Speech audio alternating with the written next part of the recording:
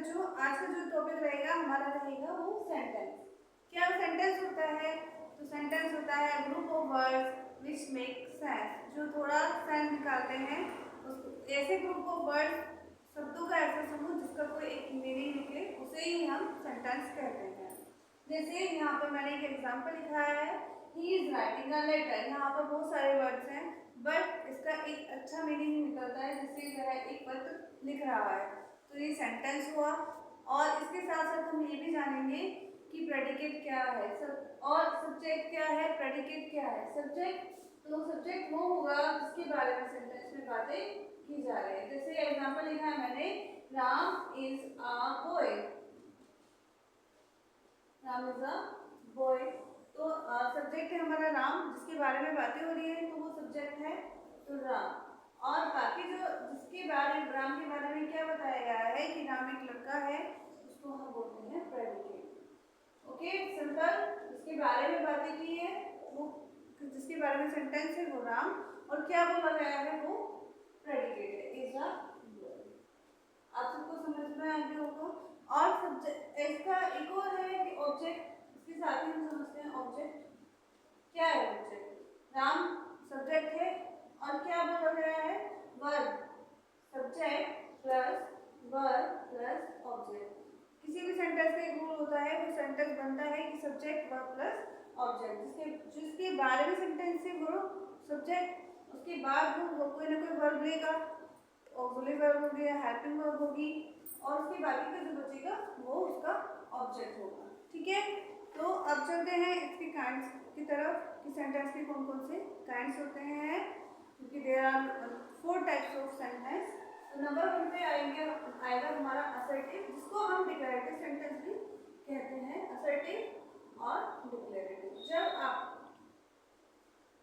जब आपको लगे कि आपसे कोई बात बताई जा रही है, चाहे वो नोट वाली हो, नेगेटिव हो, वो भी असर्टिव या डिक्लेरेटिव सेंटेंस में आते हैं। दोनों चीजें सेम होती है, असर्टिव या डिक्लेरेटिव। जैसे मैंने लिखा, she is a good girl.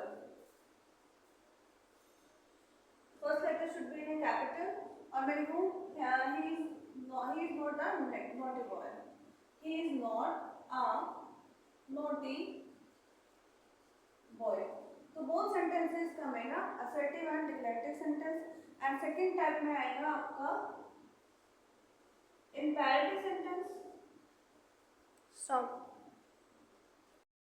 Imperative sentence, those are which gives us command, order, advice.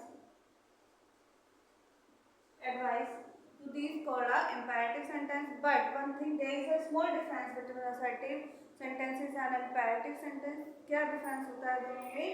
These sentences start with verb के साथ शुरू होंगे। जैसे example is here, go there। तो which is, what is go? Go is a verb।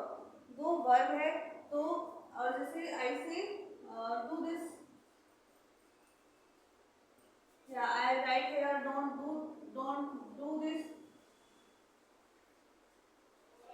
So both are, these sentences are start with आपके ये वाले sentences जो शुरू होते हैं वो verb के साथ शुरू होते हैं and with full stop, both and with full stop। But there is a small difference, you have to make at first sense लगाना है आपको। These sentences with verb से शुरू होंगे। ओके, तो यहाँ you have to come careful here। तो third number पे आएगा आपका interrogative sentences। Interrogative sentence, what is interrogative sentence? When we ask some questions, there are 2 types of questions, yes no। तो yes no में आएगा आपका yes या no, and second type में आएगा डब्ल्यूएच फैमिली। जब आपकी हेल्पिंग वर्ब स्टार्टिंग में होगी, जैसे is this your pen, is this your pen, इससे शुरू होगा is this your pen, helping verb. तो दिस सेंटेंसेस यस या नो में आएगा, तो आपका जो आंसर होगा वो होगा no, this is not my pen, या yes this is my pen. But WH family में whose this pen, I will ask whose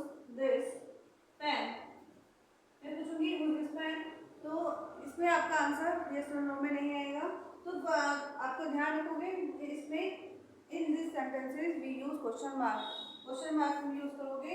and 4 number पे आएगा आपका एक्सक्लेमेटरी सेंटेंसेस। एक्सक्लेमेटरी सेंटेंसेस इसमें आते हैं। एक्सक्लेमेटरी सेंटेंसेस जब आप किसी भी चीज को देखते हो, when you watch anything here and you feel wow and what you think hooray we have won the match and alas he has died। तो these sentences जब हमारे certain feelings come out, these sentences exclamatory sentence।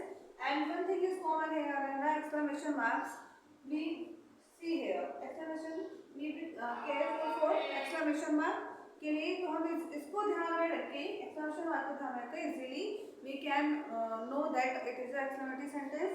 Question mark में question mark को ध्यान रखेंगे, इसमें exclamatory sentence को ध्यान रखेंगे। And imperative sentences we be careful for verb because these sentences started with verb and